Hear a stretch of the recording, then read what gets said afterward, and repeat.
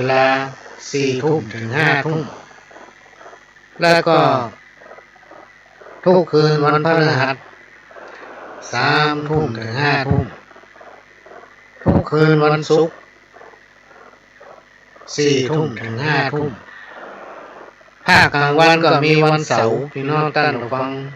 วันเสาร์นี่4 โมงถึง 6 โมงแรงวันอาทิตย์8 โมงถึงบ่าย 3และก็5 โมงถึง 6 โมงวันอาทิตย์นั้นมี2 เวลาก็ได้รับการอนุเคราะห์เมตตาจากท่านผู้อำนวยการสถานีที่ได้แบ่งเวลามาพบปะพี่น้องท่านผู้ฟังตามคำขอว่าประเดี๋ยวเปิ้นมาออกรายการแล้วก็อะไรก็ได้ป้าให้หน่อยก็เป็นไรเป็นแค่วันเปิ้นคำนี้ก็จะพยายามมาบาขาดพี่น้องท่านผู้ฟังถ้ามีความจำเป็นชีวิตของคนเฮาเนี่ยพี่น้องท่านผู้ฟังมันมีความสัมพันธ์กับการกับงานมีความสัมพันธ์กับการกับงานขาดอันใดอันหนึ่งถึงบ่ได้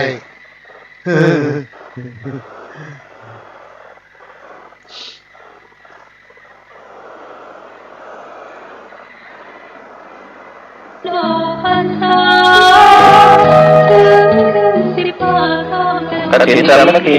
ข้าถวายกับพระภิกษุที่จำพรรษาทั่วใจมากของวัดร้องอ้อตำบลสารพิเชื่ออำเภอเมืองเชียงใหม่จังหวัดเชียงใหม่ตรงกับวันอาทิตย์ที่26 พฤศจิกายน พุทธศักราช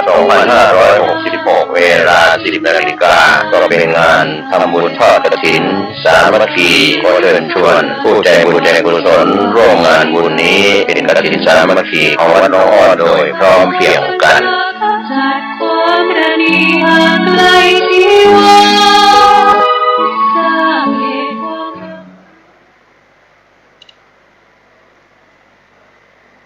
ความก่อนที่จะนำเอาสาระสปะมาเล่าสู่กันฟังก็ต้องขอแจ้งประชาสัมพันธ์บอกพี่น้องท่านผู้ฟังทั้งหลายสถานีวิทยุ FM 104.50 เมกะเฮิรตซ์วัดไฟนั้นเป็นของพี่น้องคนฟังทุกท่านเป็นเจ้าของ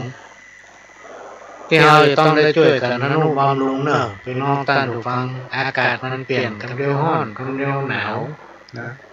กันเร็วก็มือตกกันเร็วก็ฝนตกกันเร็วก็แดดออกสถานีก็มีความจำเป็นที่ต้องอนุบำรุงเพื่อเครื่องมันดีฟังชัดเจนพี่น้องท่านผู้ฟังบ่มีหยังมากวนนะบรรลุถ้ามันรู้ละคำเดียวพี่น้องท่านผู้ฟังจะเลยในคำป้าได้มันเดือดร้อนนอนจนหลับเข้าโคตรวิทยุเอาขว้างอย่างนี้ก็ช่วยกันคนละเล็กละน้อยพี่น้องท่านผู้ฟังตามกำลังของไปของมันตอนนี้มีคนฟังนักเนาะหลายร้อยคนละก็กล้าว่าคนบาทที่ละคน4 สลึงไปใจมาก็เอาใส่ก๊อกหยอดก๊อกไว้หยอดออมสินไว้พอสิ้นเดือนก็ไปที่ธนาคารไหนก็ได้เป็นน้องท่านฟังไปบอกเขาเปิดว่าขอโอนสตางค์นี่บำรุงสถานีบัญชีของสถานีวิทยุ FM 104.50 เมกะเฮิรตซ์วัดไฟนั้นเป็นของธนาคารกสิกรไทยสาขาถนนสุเทพหมายเลขบัญชีก็47122749927ไปที่ธนาคารไหนก็ได้พี่น้องท่านฟังไปบอกเพื่อนว่าโอนสตางค์บำรุงสถานีบำรุงสถานีธนาคารกสิกรไทยสาขาถนนสุเทพหมายเลขบัญชีของสถานีก็47122749927 ช่วยกันพี่น้องท่านฟังตามกำลังของใครของมันและก็ในวันที่26 พฤศจิกายน 2566 ที่วัดหลวงอ้อก็ขอเชิญร่วมทำบุญร่วมเป็นเจ้าภาพด้วยกันในการทอดกฐินสามัคคีซึ่งกฐินในปีนี้ก็จะนำปัจจัยรายได้จากการทอดกฐินปิดทองพระพุทธรูปปางชนะมารซึ่งเป็นพระที่เราจำลองหล่อขึ้นมาจากพระประธานในวิหารประดิษฐานอยู่ที่หอระฆังก็ความสูงก็ประมาณ2 เมตรปลายหน่อยก็สมควรว่าน่าจะปิดทองได้ละเนาะพ่อคนก็มาไหว้มาสากันนะพี่น้องท่านผู้ฟังและส่วนหนึ่งก็จะนำไปเปลี่ยนระบบไฟในโบสถ์ซึ่งใจมาเมื่อน่ะพี่น้องท่านผู้ฟังหัวมันสัดหัวมันรั่วพ่อมันใจงานมาเมินหลาย10 ปีและก็หอสันก็ยังเดียวกันนอกจากนั้นก็จะติดตั้งกล้องวงจรปิดในบริเวณวัดพี่น้องท่านผู้ฟังช่วยกันคนละเล็กละน้อยตามกำลังของใครของมันเอาไปได้ตั้งข้อจำกัดว่าการทอดกฐินนั้นแต่ละคนจะต้องร่วมบุญทั้งแต่ที่พี่น้องท่านผู้ฟังตามกำลังของใครของมันท่านใดที่มีความประสงค์จะตั้งต้นจะเอาต้นคามาร่วมสักต้นหนึ่งทางวัดก็มีแจกก็มาติดต่อได้ท่านใดที่จะเป็นเจ้าภาพลงทานเป็นข้าวปลาอาหารเลี้ยงพี่น้องศรัทธาไตรโยกไตรกาที่มาร่วมในการทอดกฐินสามัคคีของวัดหลวงอ้อก็ติดต่อได้ที่วัดหลวงอ้อเนอะน้ำไม่ว่าจะเป็นน้ำปานะน้ำดื่มน้ำกินก็ติดต่อได้ที่ต่างวัดก็จะเริ่มตั้งแต่9 โมงเป็นต้นไปเป็นน้องท่านผู้ฟังพิธีในทางพุทธศาสนาก็จะเริ่มเวลา10 โมง9 โมงนี้เป็นน้องท่านผู้ฟังก็คงจะทยอยกันมาพี่น้องที่มาจากทางใต้ทางหางลงจอมต้องสั่งมาต้องเนี่ยท่านก็ขึ้นรถมาต่อรถแม่แต่งแม่ริมพี่น้องท่านผู้ฟังแล้วก็มาลงที่หน้าศาลากลางหน้าศูนย์ราชการไปนั่งพักอยู่ที่มันมีศาลาพักผู้โดยสารมีถึง2 แห่งทั้งเหนือทั้งใต้แล้วก็โทรบอกให้ผู้หลวงจะใจร้อนนะครับขาปีกก็จะใจร้อนไปส่งนะสำหรับพี่น้องท่านผู้ฟังที่มีลูกมีหลานก็ให้ลูกหลานมาส่งเสร็จแล้วก็มาบอกให้ผู้หลวงตอนขากลับผู้หลวงจะจัดรถไปส่งมันต้องห่อเข้ามาเนอะวันนี้โรงทานซ้ำคนนี่ห่อเข้ามากินในวัดแม่สนใจปัญญานี่เพิ่นพาลูกพาหลานมาห่อเข้ามาตามน้ำพริกพักนึ่งเอามากินกันหน้าวัดแต่มันม่วนพี่น้องท่านผู้ฟังเมื่อหลายปีที่ผ่านมาพระหลวงเคยจัดเอาคณะกรรมการของเครือข่ายศูนย์เรียนรู้ตอนนั้นมันมีศูนย์เรียนรู้บ้านตาไปดูงานแล้วห่อเข้าไปกินกันไปกวดห่อเข้ากันไปจะห่อไปกลับอย่างได้หมดแต่ห่อไปเตะนั่งกินแล้วกันเป็นหมู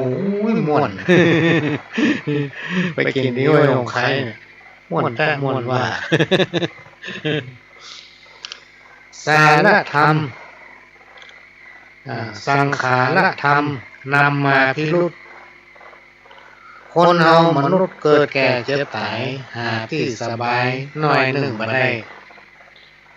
คนเฮาตั้งหลายความตายอยู่ใกล้ตั้งฝูงหนุ่มเท่าเอา10 ปีนั้นอาบน้ำมะนาว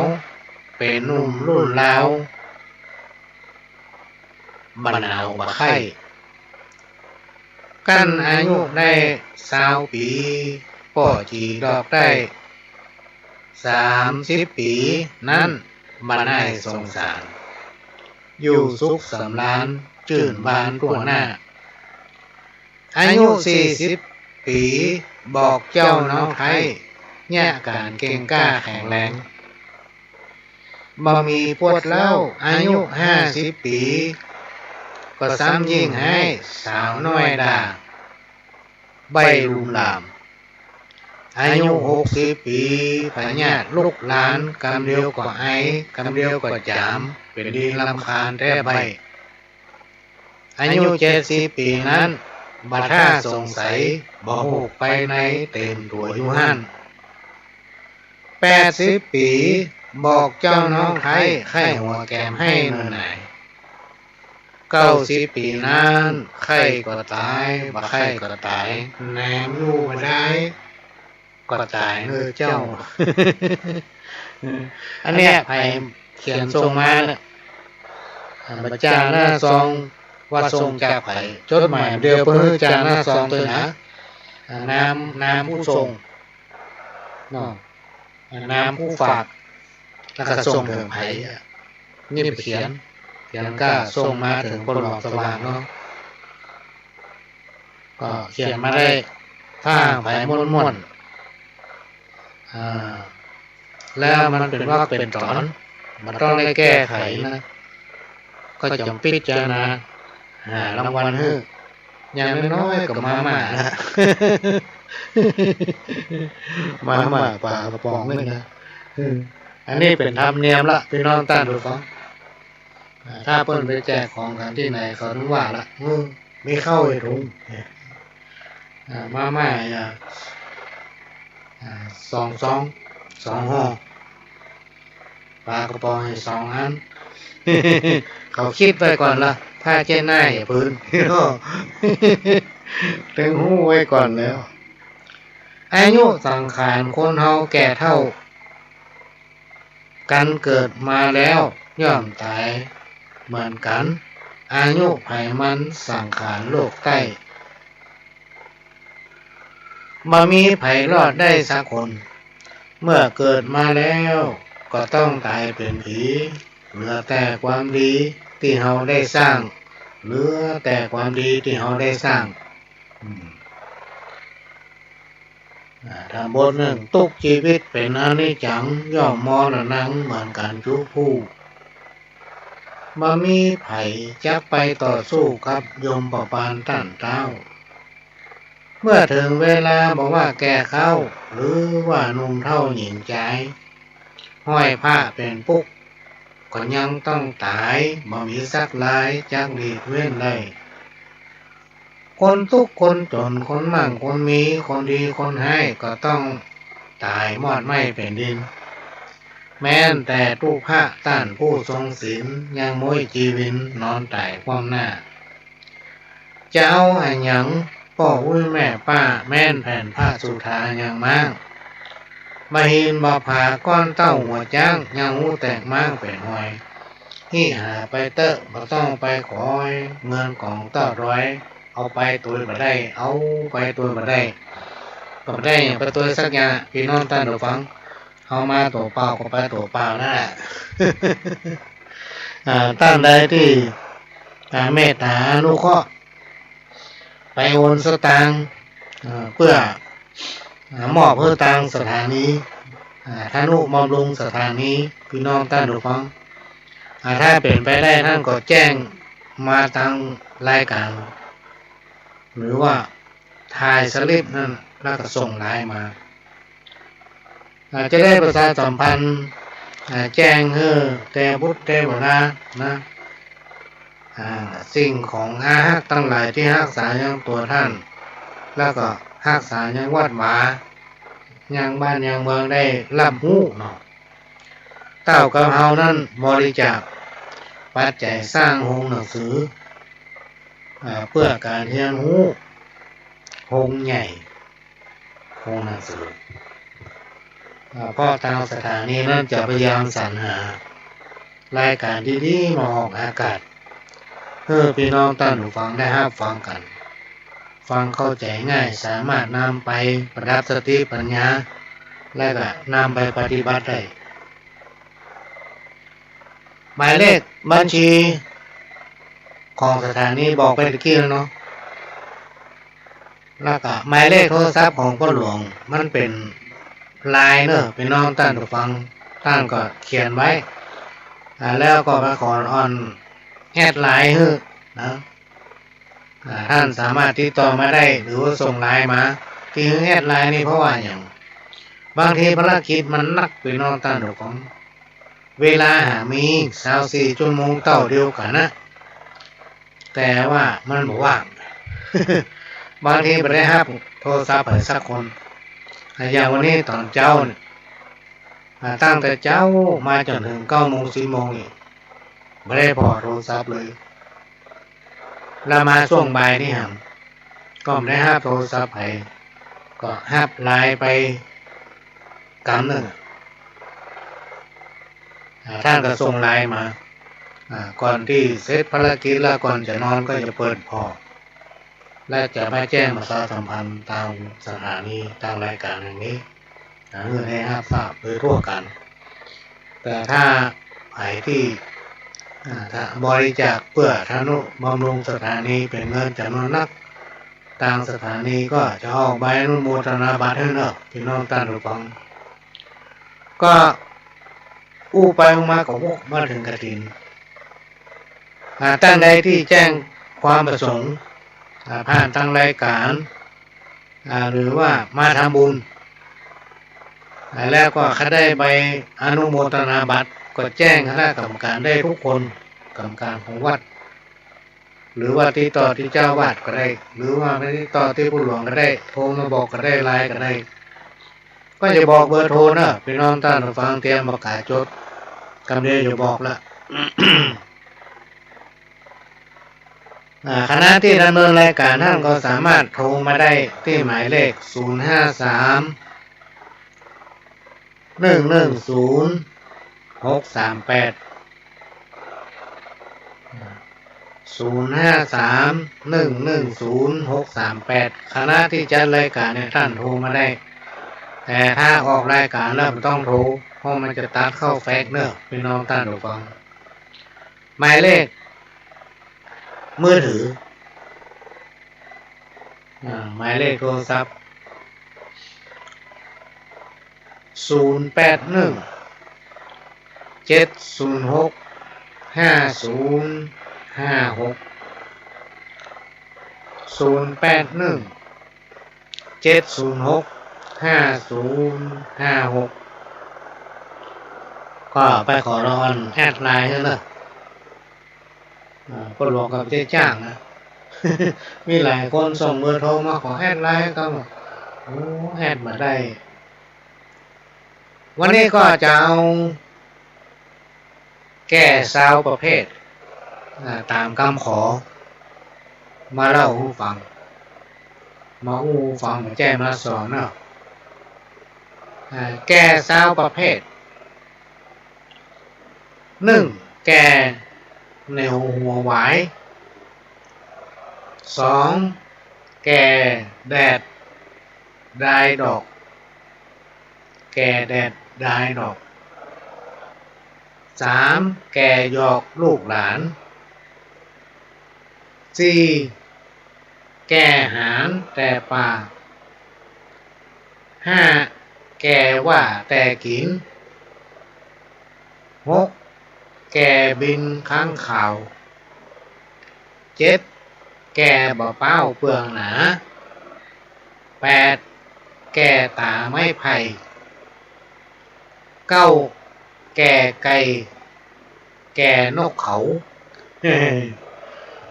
แก่ไก่แก่นกเขา10 แกชอบดูเงามืด11แกฝืดเฮ็ดลม12แกจมแต่โคตร13แกโปรดนิพพาน14แกลูกหลานไว้15แกโปรดสุรา17แกโปรดสุรา18แกหามาเตื่อม19แกเลื่อมตัวคนแล้วก็20แกควันเหนียวมีซาวแก่ด้วยกันก็เดี๋ยวก็จะอธิบายให้ฟังพี่น้องท่านผู้ฟังว่าแก่ซาวอย่างเนี้ยมันมีแก่ซาวอย่างซาวประเภทเนี้ยมันมีอย่างพ้องโลกพรรษาเดือนขึ้น15ค่ำแล้ว กฐินสามัคคีทอดถวายกับพระภิกษุที่จำพรรษาท่วนไตรมาสของวัดร้องอ้อตำบลสันมิเชื่ออำเภอเมืองเชียงใหม่จังหวัดเชียงใหม่ตรงกับวันอาทิตย์ที่ 26 พฤศจิกายน พุทธศักราช 2566 เวลา 10 นาฬิกาก็เป็นงานทำบุญทอดกฐินสามัคคีขอเชิญชวนผู้ใจบุญใจกุศลร่วมงานบุญนี้เป็นกฐินสามัคคีของวัดร้องอ้อโดยพร้อมเพรียงกันจัดความประณีห่างไกลชีวาสร้างเอกวงข้อ1แก่ประเภทที่1แก่เหนียวหัวไหวมีความหมายว่าขึ้นชื่อว่าไหวเนี่ยพี่น้องท่านผู้ฟังย่อมจะมีความเหนียวมันเหนียวคนสมัยก่อนเนี่ยเป็นชอบเอาไหวนะมาเราเป็นเชือกมัดเชือกไผ่เป็นป้อไหวแจกไหวเนี่ยมันคดมารถมันเลยตั้งชื่อว่าแก่เหนียวงูไหวเพราะว่ามันมีความเหนียวซึ่งสามารถนำมาใช้ประโยชน์ได้หลายอย่างนะดังนั้นคำว่าแก่เหนียวแก่หัวไหวเนี่ยย่อมจะต้องหมายถึงคนแก่ที่มีความรู้มีความสามารถหลากหลายประการแกมีความรู้ที่ว่าเนี่ยเป็นที่รักใคร่และเคารพนับถือของลูกของหลานโดยทั่วไปเปิ้นจะเป็นคนที่มีจิตใจเปี่ยมด้วยเมตตาและก็สั่งสอนลูกสั่งสอนหลานให้ประพฤติแต่คุณงามความดีแก่ประเภทที่2แก่แดดได้ดอกแก่แดดได้ดอกมีความหมายว่าเป็นคนแก่แดดแก่ล้มแก่พ่อกินข้าวเท่าพ่อเกิดมาเมินเป็นคนแก่ที่บ่ทำประโยชน์อะไรหยังพี่น้องท่านผู้ฟังเป็นคนแก่ที่มากด้วยราคะตัณหาวันมกมุ่นอยู่ในอบายมุขคิดกับเรื่องบดีวัดมันก่อมไปเปิดทำบุญกันมันก่อมไปทำนี่นะถ้ามันไปหมอกไปไก่ไปเลี้ยงไปพอหาเรื่องว่าคนนั้นคนนี้เปิดห้องว่าแก่แดดได้ดอกแก่ประเภทที่3แก่ยอกลูกหลานมีความหมายว่าเป็นแก่ที่ค่อนข้างจะมีกรรมพ่อจะต้องมีหน้าที่ดูแลเลี้ยงลูกเต้าเหล่าหลานนะบ่มีโอกาสได้ไปไหนกับเพิ่นอยู่กับบ้านดูแลหลานเฝ้าหลานเลี้ยงหลานนะพอหลานใหญ่ขึ้นมาหลานไปมีครอบมีครัวมีลูกขึ้นมาเลี้ยงเลยครับก็เริ่มได้ไปไหนกับเพิ่นสักเตื้อเลี้ยงลูกใหญ่ลูกไปตกครอบครัวก็มาเลี้ยงหลานหลานใหญ่หลานไปได้ครอบครัวเป็นรักเป็นฐาน เอาเหลนมือเลี้ยง ก็เลยอยู่กับลูกกับหลานกับเหลนได้ไปไหนก็เปิ้นสักเตื้อแก้ทำประเภทหนึ่งประเภทที่สี่ก็คือแก่หางแต่ป่ามีความหมายว่าเป็นคนแก่ที่ใจการมาได้มกมุ่นอยู่กับบาปมายอมเข้าวัดทำบุญบอกว่าวันโกนวันพระเวลาวัดเปิดมีการมีงานมันก็ไปนอกจากมันบอกไปแล้วมันก็มาแนะนำมือลูกหลานไปทำบุญขินตามเปรียบเหมือนคนที่ตกอยู่ในความมืดบ่มีโอกาสพบปะกับแสงสว่างในชีวิตโปรดปรานกับการฆ่าสัตว์ตัดชีวิตชอบดักปูดักปลายิงหนูยิงนกทำปาณาติบาตบ่หยุดยั้งบอกว่าวันพระวันโกนแต่ประการหนึ่งชอบเล่าขวัญนินทาผู้จานกับผู้เจ้านี่เห็นขี้ปากมันจะแตะเพอเล่าขวัญแบบผู้แก่วัดปุ่นเนี่ยคนห้องว่าแก่แต่ป่าชอบความมืดมิดแก่ทำประเภทหนึ่งข้อที่ห้าแก่แต่กินมีความหมายว่าเป็นคนแก่หันแก่กินแก่ได้ก็ได้กินอย่างก็ภัยนะโอ้มันชอบสู้ยินดีว่าเปิ่นเป็นคนดีจังจะนี่ถ้าไม่ได้กินอย่างก็ภัยจะตอนนี้ที่เตียนว่าห้อนว่าให้ต่างๆนานาเปิ่นห้องว่าเป็นคนแก่ที่หันแก่กินหันแก่อามิตรสินจ้างหันแก่ตัวมาเชื่อฟังไผหาว่าสินอยู่ในอกนรกอยู่ที่ใจเนาะเวลามีการมีงานก็ล่นไปวัดถึงเก่ามันย่ำไปที่ในอกในใจมันอันนี้เป็นเพราะว่าแก่แต่กินหวังดีกับไผสักคนเอาตัวมันรอดว่าข้อที่หกแก่บินค้างข่าวมีความหมายว่าเป็นคนแก่ที่ชอบแต่เที่ยวเตะนะบ่มีความรับผิดชอบมัวเมาแต่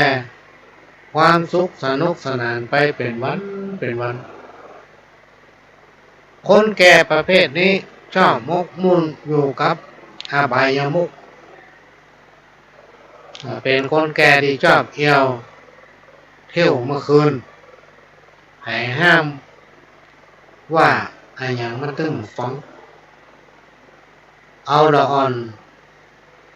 รุ่นลูกรุ่นหลานรุ่นเลนรุ่นมาเป็นเพื่อนเอว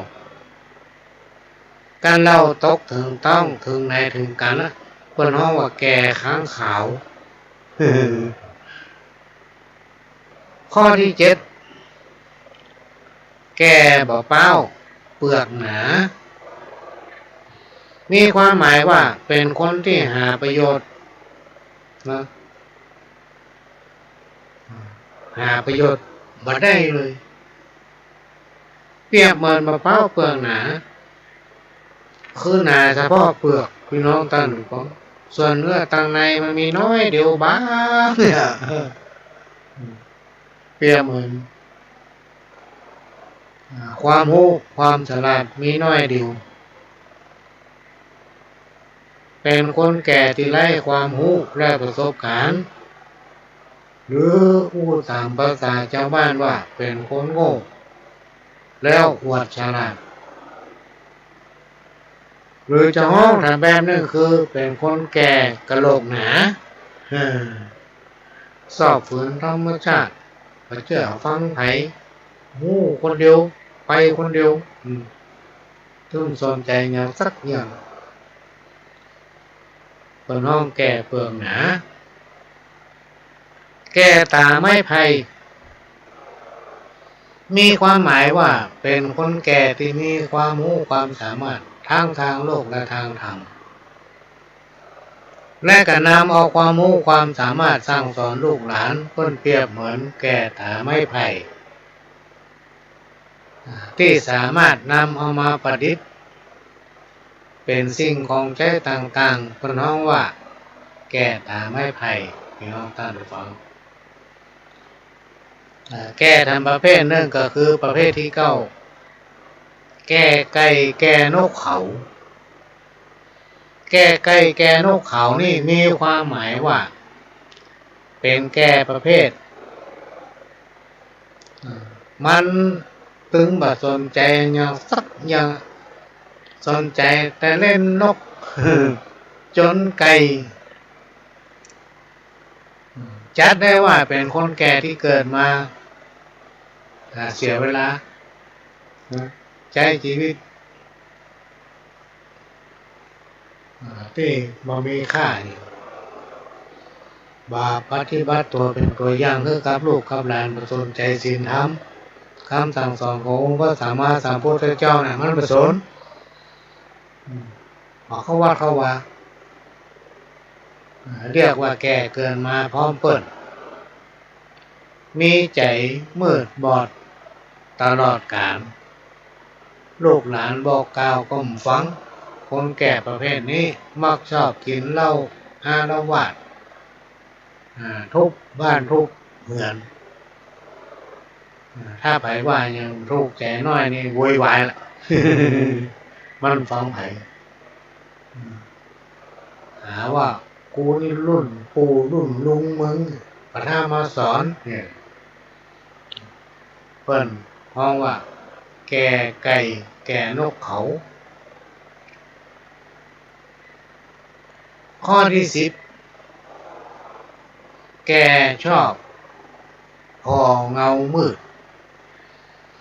มีความหมายว่าเป็นคนแก่ที่บ่สนใจอันหยังค่ำมาตะวันยามบ่ทันตกก็เข้ามุ้งนอนหลับบ่สนใจที่จะไหว้พระสวดมนต์ภาวนามีการง่วงหนาวหาวนอนบางทีลูกหลานจะปรึกษาหรืออย่างตึ้งได้เพราะมันรับเพียก่อนล่ะ เพิ่นฮ้องว่าแก่ชอบความมืดนอนวันค่ำข้อที่11แก่เฮ็ดลมแต่ที่จริงเฮ็ดลมเนี่ยพี่น้องท่านผู้ฟัง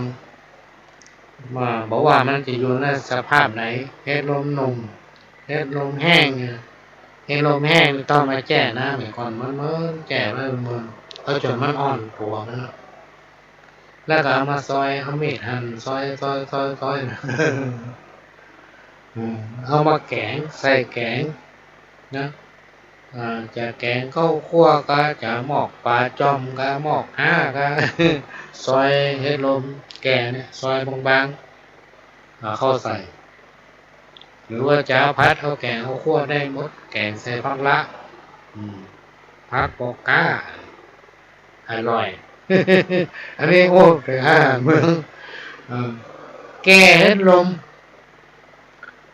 มีความหมายว่าเป็นคนแก่ที่ชอบอู้สอบฝอยเล่าเรื่องสปะเป็นแก่ที่ชอบอู้สอบฝอยจะว่าขี้โม้ขี้ลมก็ไม่ใช่ก็มีสาระแต่ถ้าเราฟังมีสาระอย่างสมัยก่อนเนี่ยเขาชอบไป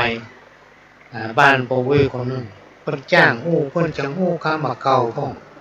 เอานิทานเรื่องนั้นเรื่องนี้มาอู้ฟังเขาชอบฟัง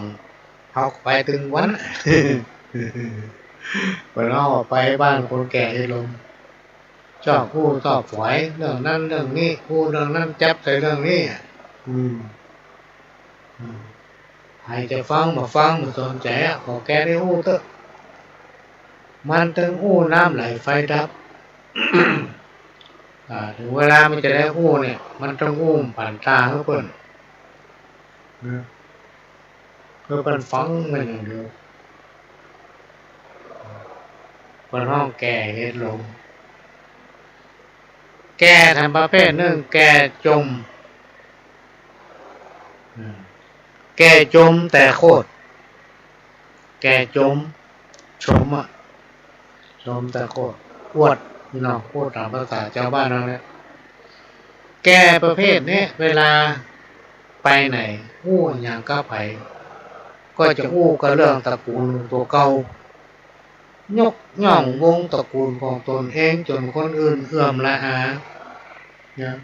จะอู้ว่าตนเองนั้นยกย่องพี่น้องลูกเต้าเหล่าหลานอู้แต่เรื่องคุณงามความดีของคนตัวเก่าซ้ำๆซักๆไผบ่ฟังก็โคตร เปิ้นฮ้องว่าแกจมอยู่แต่โคตรแต่จริงความสลาดความลกมีเพียงแค่ประตูบ้านนะถ้าออกถนนไปเมียความลกความสลาดหายแซบ แกจมแต่โคตรประเภทที่13แก่โพธินิพพานแก่โพธินิพพานนี่มีความหมายว่าเป็นคนแก่ที่ชอบเข้าวัดเข้าวาชอบการทำบุญสร้างกุศลละเว้นจากการสร้างความบดีต่างๆบ่ยอมกระทำบาปใดๆมีศีลมีธรรมอยู่ประจำใจเป็นคนแก่ที่มันบำเพ็ญภาวนาเจริญเมตตาโดยมุ่งหวังและก็มีความเชื่อว่าจะหลุดพ้นจากความทุกข์ทั้งหลายทั้งมวลไปถือกำเนิดในภพภูมิที่สูงกว่านี้สูงกว่าโลกมนุษย์โดยบ่มุ่งหวังที่จะเข้านิพพานพี่น้องท่านทุกคนเพราะถือว่านิพพานคือภพภูมิที่เป็นสุขอย่างยิ่งไม่ได้เกิดละ มาเริ่มไป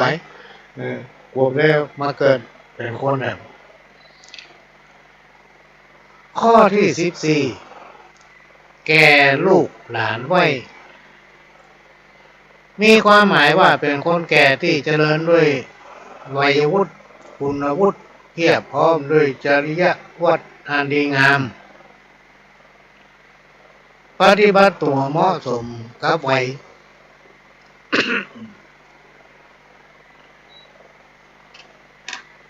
เป็นที่เคารพนับถือแก่ลูกแก่หลานโดยทั่วไปเปิ้นฮ้องว่าแก่ลูกหลานไว้ข้อที่15แก้ไขเปิ้นมาหลายมีความหมายว่าเป็นคนแก่ที่ชอบลูกหลานอ้อนลูกอ้อนหลานมีอย่างนิดๆหน่อยๆทำมารยาทเป็นคนล้มหมอนนอนเสื่อเพื่อเรียกร้องความสนใจจากลูกหลานเพื่อต้องการให้ลูกหลานมาอกเอาใจปฏิบัติพัดวีอยู่ข้างๆโดยบอกคำนึงว่าลูกหลานนั้นจะมีการมีงานขอมาเฝ้าเอาใจตนเองเป็นปอและก็ต้องการให้คนมาเยี่ยมบ่อยๆเพื่อเป็นที่อุ่นใจบางทีก็แต่งทำเป็นสบายสุดปีสุดแรกพุดเป็นหนึ่งเพิ่นฮ้องว่าแก่ไข้เปิ้นมาหลาย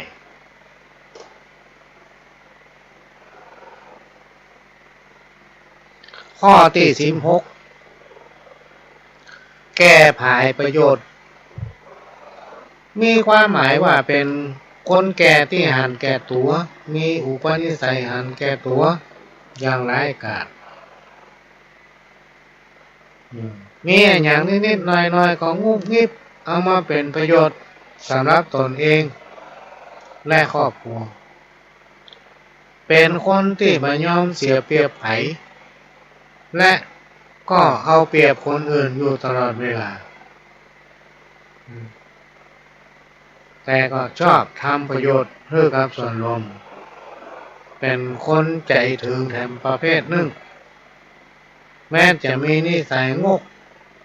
ก็คือตนเองได้พ้องเสียพ้อง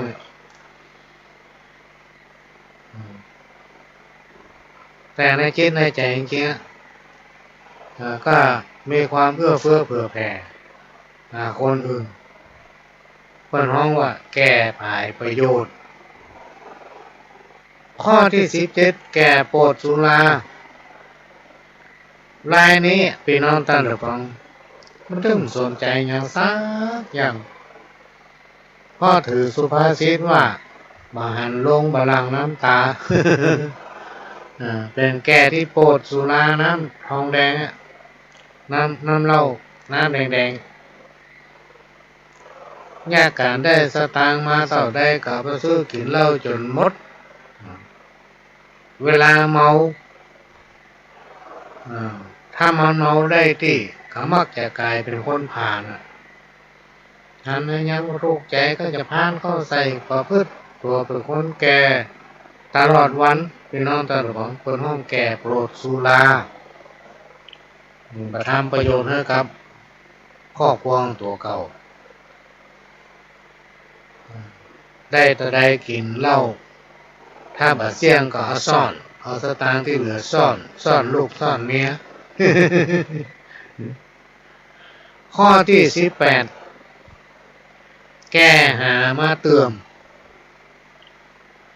เป็นคนที่มีความห่วงใยต่ออนาคตของลูกของหลานกลัวลูกหลานจะได้รับความลำบากเมื่อตนเองเสี่ยงชีวิตแก่ประเภทนี้ก็จะขนขวายหามาเพิ่มเติมเก็บหอมรอมริบเพื่อเอาไว้ให้ลูกให้หลานห้องว่าแก่หามาเติมแก่ห่วงลูกห่วงหลานข้อที่19แก่เริ่มตัวคนอันนี้เป็นคนแก่ที่ชอบหรือว่าเป็นคนแก่ที่ไม่ชอบคัดใจไผจะทำมาอย่างผิดหรือถูกก็ตัวเปิ่นไปหมดเป็นคนแก่ที่เข้ากับคนอื่นได้ทุกระดับเพราะเป็นคนแก่ที่ไปตามลม ไปตามที่ทางลมใครจะไหวได้กระจ่างลู่ไปตัวเปิดในห้องว่าแก่เริ่มตัวคนข้อที่20แก่ควันเหนียวมีความหมายว่าเป็นคนแก่ที่มีอายุยืนมีอายุยืนบ่ค่อยจะเจ็บเป็นหยังบ่เจ็บเป็นหยังสักเตื้อและการนำเอาสิ่งที่ดีๆมาสั่งสอนลูกเต้าเหล่าหลานเป็นคนดีของญาติพี่น้องของลูกของหลานของปู่ย่าตายาย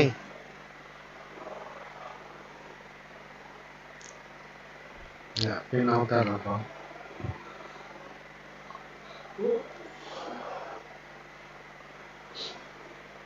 แก่สาวเพศก็มาฟังตามคำขอเด้อพี่น้องแต่ละฟัง ดอกพรรษาเดือนขึ้น15ค่ำและ กฐินสามัคคีเข้าถวายกับพระภิกษุที่จำพรรษาต้นไตรมาสของวัดร้องอ้อตำบลสันพิเทื่ออำเภอเมืองเชียงใหม่จังหวัดเชียงใหม่ตรงกับวันอาทิตย์ที่26พฤศจิกายนพุทธศักราช2566เวลา 10 นาฬิกาก็เป็นงานทำบุญทอดกฐินสามัคคีขอเชิญชวนผู้ใจบุญใจกุศลร่วมงานบุญนี้เป็นกฐินสามัคคีของวัดร้องอ้อโดยพร้อมเพรียงกัน จัดความประณีห่างไกลชีวาสร้างเหตุผ กี้ในพูดถึงแก่สาวประเภท คำสอนของครูบาอาจารย์พี่น้องท่านผู้ฟังเพิ่นบอกว่าจักกึดอะหยังเฮือใจปัญญาแหลมแซมปัญญาเลี่ยมทำอะหยังเฮือระวังแยงไสอย่านับได้นับทำเอา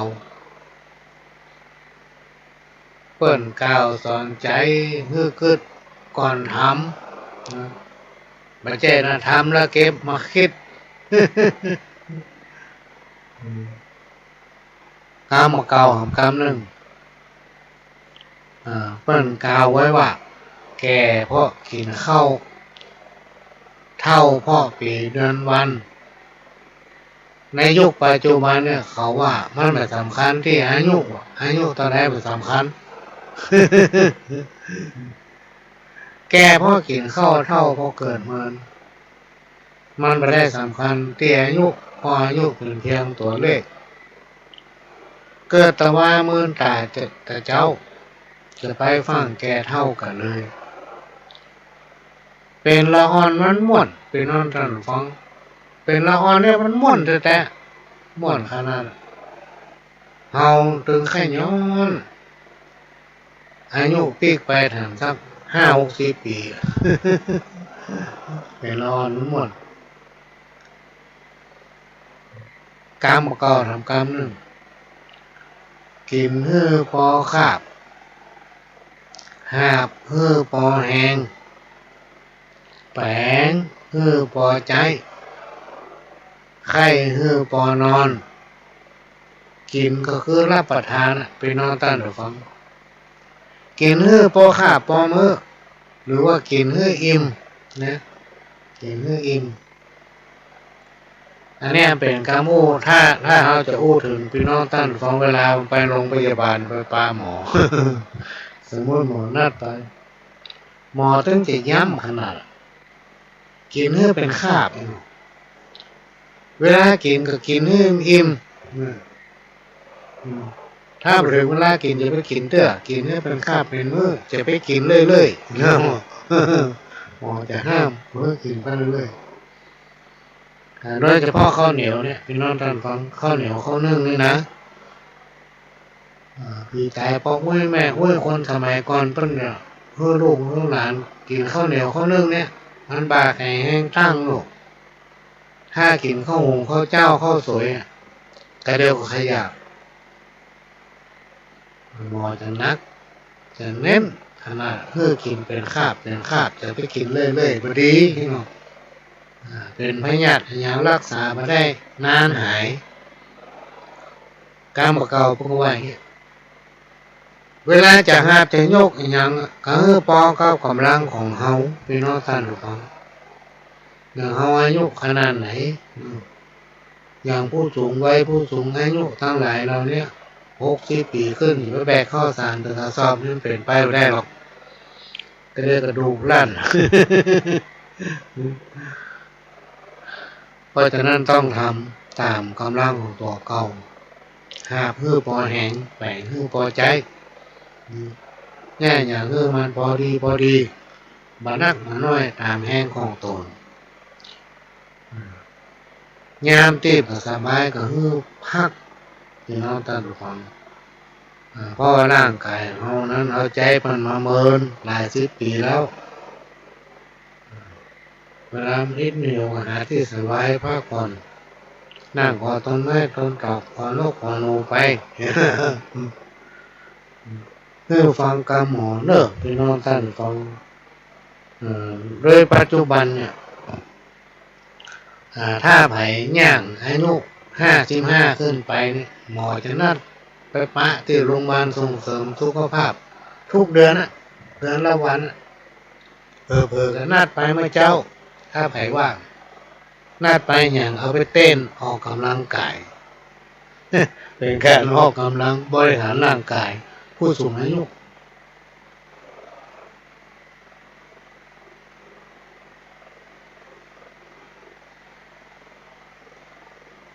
อันนี้ก็เป็นกรรมเก่าเอามาเล่าให้ฟัง การว่าจะมัดมาต้องมัดด้วยปอ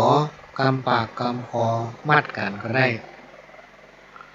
อันนี้ก็คือว่าการเป็นคนเนี่ยพี่น้องท่านผู้ฟังเขาจะต้องรู้ไหนมีฮั่นรู้คำไหนคำนั้นจะไปรู้วันนี้อย่างวันพูกอย่าง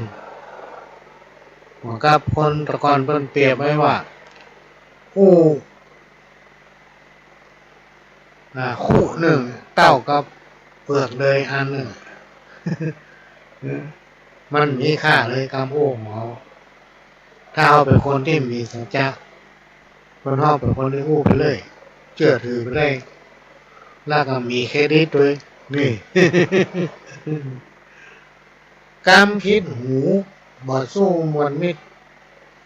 ย่อมมีตัวตั้งห้องสันดานถ้วยและจ้อนเครื่องครัวสงสารบ่มีวิญญาณอย่างหูถูกต้องฟาดกันเสียงดังกิ้งก้องแหงแตกในลั่นจัดผู้ทุชนคนเฮาเข่งคัดจากว่าอันเพียงใดคนเฮาพี่น้องต่างฟังต่างคนต่างก็มีความนึกคิดที่บ่ตรงกันทุกคนคิดเป็นคนละอย่างการอู้การจ๋าจะให้มันถูกใจคนทุกคนก็ย่อมเป็นไปไม่ได้มันจะต้องมีกรรมใดกรรมหนึ่งที่กระทบกระทั่งกันคือเป็นเรื่องปกติธรรมดาเพราะฉะนั้นเปิ้นถึงมีกรรมอู้แล้วก็สอนให้คนเราทั้งหลายว่าเวลาจะไปที่ไหนมาตั้งใด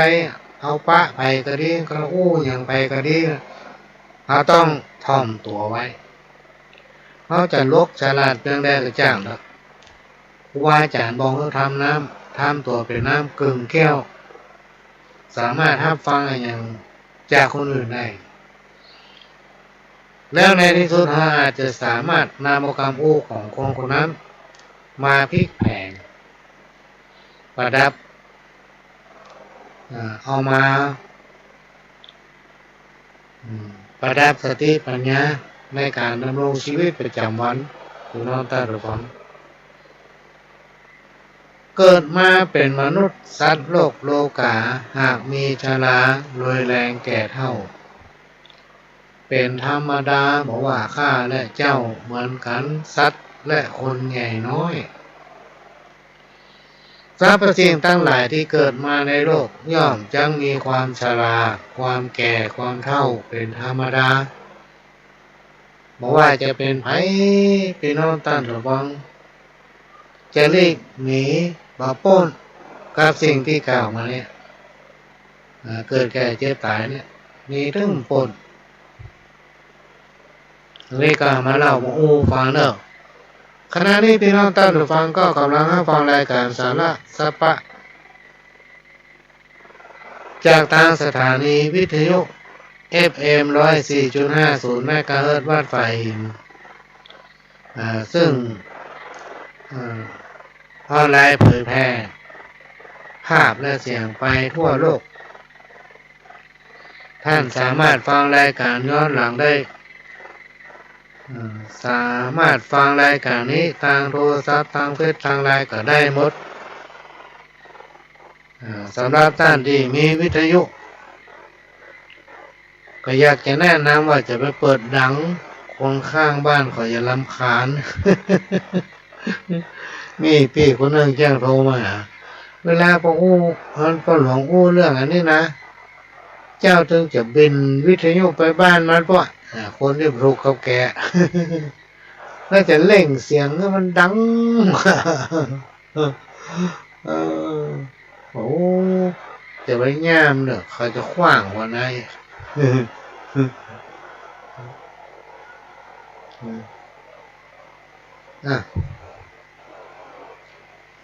เป็นประจำทุกคืนวันจันทร์เนอะพี่น้องท่านผู้ฟัง4 ทุ่มถึง5 ทุ่มเป็นประจำทุกคืนวันพฤหัส3 ทุ่มถึง5 ทุ่มคืนวันพฤหัสนั้น2 ชั่วโมงเป็นประจำทุกวันศุกร์ 4 ทุ่มถึง 5 ทุ่มพบปะกันทางสถานีวิทยุแห่งนี้และก็เป็นประจำทุกวันอาทิตย์นั้นบ่ายโมงถึงบ่าย3แล้วไปพักใส่น้ำอีกสักกำ5 โมงถึง 6 โมง3 รอบวันอาทิตย์นั้นมีอยู่2 รอบพี่น้องท่านผู้ฟังอันนี้ก็เอามาฝากไว้เอามาฝากเพื่อพี่น้องท่านผู้ฟังเก็บไว้เป็นข้อคิดนะห้ามเพิงไว้บ่ให้มีควันห้ามสุริยะแสงจันทร์บ่ให้ส่องแจ้งห้ามบ่ให้อายุของคนเราทั้งหลายเลื่อนย้ายเคลื่อนไปครูบาอาจารย์ท่านกล่าวว่าห้าม3 อย่างนี้มันมีไผห้ามได้ เหมือนกับห้ามคนเฮาบ่ให้นินทาไผเนี่ยพี่น้องท่านผู้ฟังมันห้ามบ่ได้ก็ลองพิจารณาพออันนี้เอามาฝากเด้อพี่น้องท่านผู้ฟังบุญเป็นเงาเฝ้าติดตามบุญเป็นมิตรในทุกที่บุญคอยช่วยเหลือเพื่ออารีบุญทำให้พ้นราคีปราศจากโกยภัยเกิดในที่ดีนั้นดีแน่เกิดในที่แย่ก็ดีได้เกิดในที่ดีแล้วแย่ก็มีถมไปเกิดที่ไหนๆก็ดีได้ถ้าเอาไฟดีพี่น้องท่านผู้ฟังอันนี้ก็ฝากไว้ขวานหรือว่ามุยมันถากไม่ได้ทุกอย่างเอาฟันอะไรอย่างก็ได้ทุกอย่างแต่ยกเว้นมันฟันด้ามของมันไปได้อันนี้เป็นกรรมที่เปิ้นเป็นปุคลาธิฐานพี่น้องท่านผู้ฟังเปรียบมันตัวของเฮาเนี่ยเขาจะว่าอย่างไผจะอย่างใดเนี่ยมันได้หมดพี่น้องท่านผู้ฟังว่าเอาเปิ้นได้หมดแต่ว่าตัวเก่าบ่ได้เพราะฉะนั้นการสอนของครูบาอาจารย์เพิ่นจะบอกว่าเวลาเราจะว่าสอนแนวไผเนี่ยต้องสอนตนเองก่อนพัฒนาตนเองก่อนแล้วถึงไปแนะนำคนอื่นไปมาเวลาหมดสำหรับพี่น้องท่านผู้ฟังก็ขอนำรายการจากไปก่อนจากกับผมผู้หลวงสว่างท่าดินจันทร์ขอสวัสดีครับ